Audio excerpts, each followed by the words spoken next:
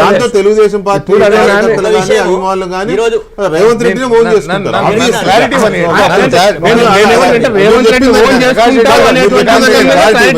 ఉంటే సరిపోద్ది. రేవంత్ రెడ్డిని ఓన్ చేసుకుంటారన్న ఐడియా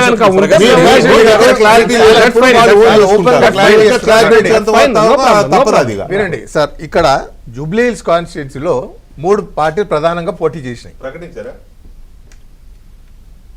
కాంగ్రెస్ పార్టీ ఇంకా ఎన్నికల కమిషన్ ప్రకటించలేదు, కానీ ఎన్నికల సంఘం ఉప ఎన్నికలో 25,000 సుమారుగా 24,650 పైచిలకు ఓట్లతో కాంగ్రెస్ అభ్యర్థి నవీన్ యాదవ్ ఘన విజయం అనుకోండి సాధించినట్టు అక్కడ నుంచి మా నెట్వర్క్ ద్వారా వస్తున్న సమాచారం. ఎన్నికల కమిషన్ అధికారికంగా ఇచ్చే ఫిగర్ ఫైనల్ అవుతుంది. చెప్పండి నాయుడు గారు. ఇక్కడ జూబ్లీ హిల్స్ ఎలక్షన్స్ 3 పార్టీలు ప్రధానంగా పోటీ చేస్తున్నాయి.